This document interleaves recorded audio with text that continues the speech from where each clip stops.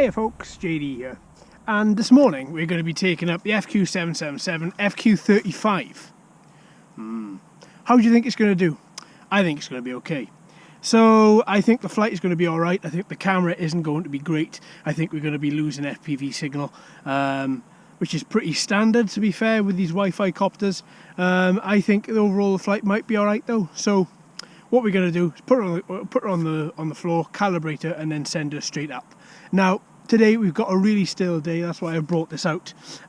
We've got a wind of less than 1 mile an hour, which we haven't had for the best part of 3.5 weeks. So I'm very excited to be flying in a day where there's just no wind whatsoever. So with this, we've got 4 brush motors, it's foldable quadcopter, 720p camera to the front of it. This is the 720p version. This battery should give us about 10 minutes of flight time. I'm hoping all of that comes together and for a really nice package, but there is only one way to find out, and that is to calibrate it and get it straight up in the air. Okay then folks, let's get this calibrated. So let's open her all out. Let's turn this on first. Have I plugged the battery in? I have. And then let's turn this in. Single one up and one down to bind. After a few minutes you should notice these LEDs are now solid from flashing. So we should be good with actually getting her to take up. So before we do though, we've got to connect it to the Wi-Fi. There we are, HTS. Go on, connect. And then once we have connected, we can sort out the app and then get the gyro calibrated and then take her straight up. Right, so if memory serves, because on this occasion I did forget to get the correct app, but I'm pretty sure it's the HTS app. So yeah, I am right. Okay. I thought that's what it said in the instruction manual yesterday. Right, so let's mount her there. Now, even though these antennas are fake, I still like to move them out because it just feels weird flying with antennas down. Right, gyro calibration, click once, LEDs flash, LEDs stop, gyro is all fully calibrated. So my friends, with this now we're going to take her up. Before we do, let's get some video recorded, and I'm going to get some screen as well. I like to have both. There we go, perfect. So are we recording? Yeah, we are, perfect. So take off. Ooh. Okay, let's get her into a particular position. She needs a lot of trim. Needs a lot of trim. So let's give her that trim.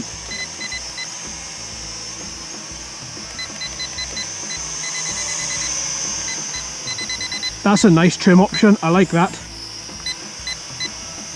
Click the button once and then move the joysticks until you've got pretty much a good calibration sequence, which is what we have.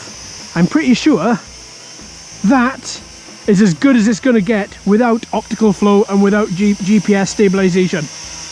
And that's, to be honest with you, that is really not bad. Come on, a bit of height. That's actually really pretty good.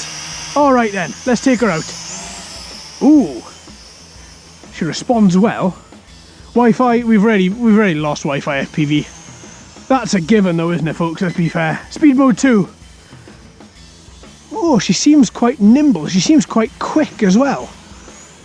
Wow, okay, yeah, I was right from the unboxing. You can't really see those green and red LEDs, but you can really see the white LEDs on the front. They stand out quite well. Now, let's bring him down a bit. He does seem to have one particular thing which I think is quite strange. It doesn't matter how. Oh no, there is. I thought that when you pushed up on the throttle or up on the pitch, that he just had one speed, and that was quick. But he doesn't. He does have progressive speed, so he is going to get. If you do push the analog stick slower, then he is going to progress from slow into a quick movement. Wow, he is shockingly quick. Speed mode 3 now. And for a second there, I think did I lose transmission? I'm not sure.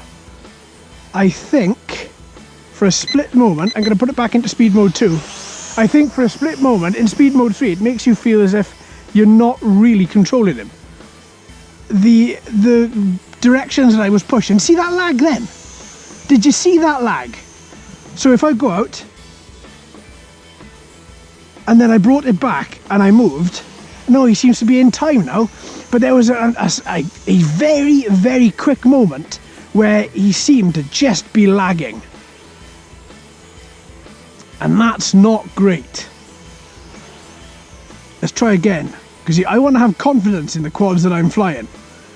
If I don't have confidence, then I'm not going to enjoy the flight as much. I'm going to be very concerned with how it flies, is it going to come back, etc, etc. As for the FPV, it's broken up again. Now we seem to have FPV this time. The camera, even, it's not true 720 by the look of it. It is, well, it's terrible.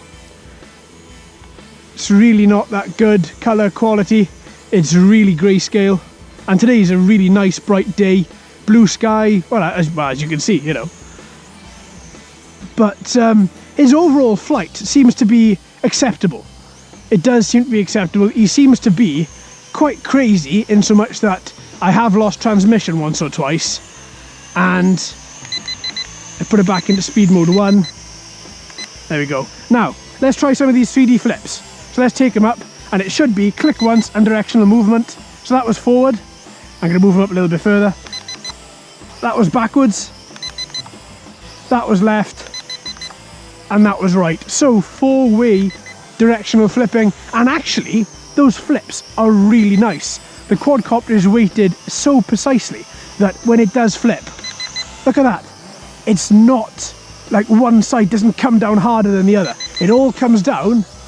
It all really, really is nice. That, I really like that, because sometimes with a 3D flip, you get the quadcopter that as it flips around, it gets to its weight point and just slams down a little bit harder one way than the other.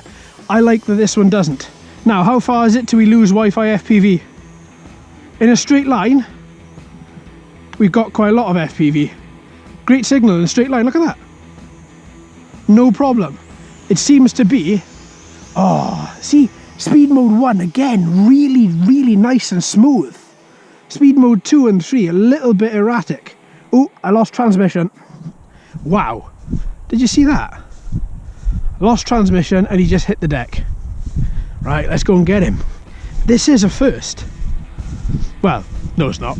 The Flytech T18. But this is a first where he just literally went out, stopped. I pulled the analog sticks back around and he just fell out the sky.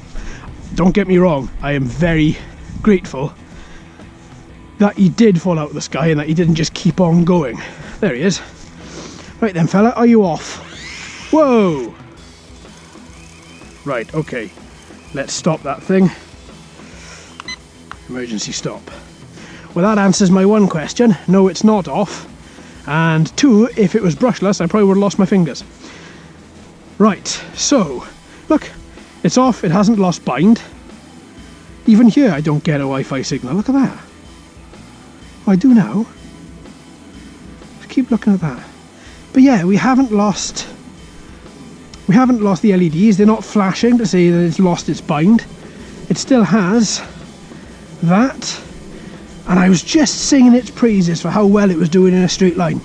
Which sounds quite mediocre, but for these Wi-Fi FPV quads it's actually a pretty big deal. Right, well that was about 4.5 minutes, I think the timer said, when it fell out of the sky. So we've had 4.5 minutes before it decided to go. So what we're going to do, we're going to take it back up, we're going to try again.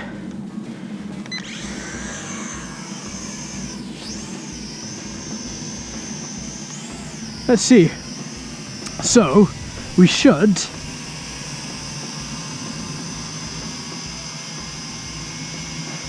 It doesn't look as if there's anything wrong with the motors. One motor isn't spinning slower than the other. It looks as if it's pretty good. That was in speed mode 1. So I tell you what, I'm really, my confidence has pretty much been knocked with this now, folks. And because it hasn't got GPS or a reliable return to home feature, because it hasn't got GPS, I think I'm going to take it around one last time and then bring it down, I think. I don't, oh. Yeah, I just lost steering on that as well. Right, yeah, I'm not going to keep on flying this. Otherwise it is going to end up being one of those stories where, you know what, I was taking it out and then it just flew away. And I'm fortunate where I haven't had that happen to me at all in 3 years. So, right, let's knock you off. Let's stop recording. Let's stop screen recording as well. Right, so yeah, that was a flop. That really was. We had it looked good.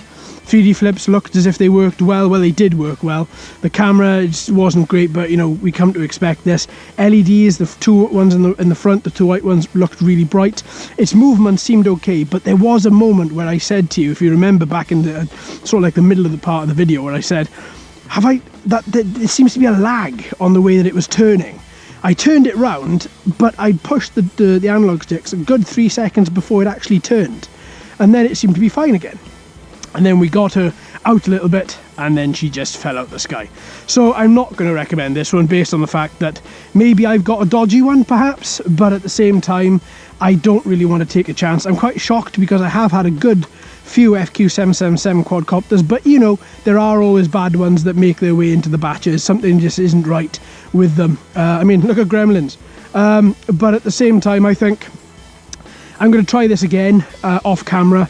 I'm going to give her a few good flights again, and if it's worth, and if it has worked, and if it is worth putting on camera, as in if it hasn't fallen out the sky, then I'll make another video and we'll go from there. But I think for the time being, folks, I'm going to leave this one where it is, and yeah, if you are considering it, then I wouldn't go somewhere else and have a little look and see exactly what else there is out there to buy. There we are, folks. Well, I hope you've enjoyed. Thank you ever so much for watching and listening. I've been JD. You've been fantastic as always. If you haven't already, please like and subscribe. Hello and welcome to all the new subscribers. I hope you're enjoying the channel. So until next time, my friends, happy flying.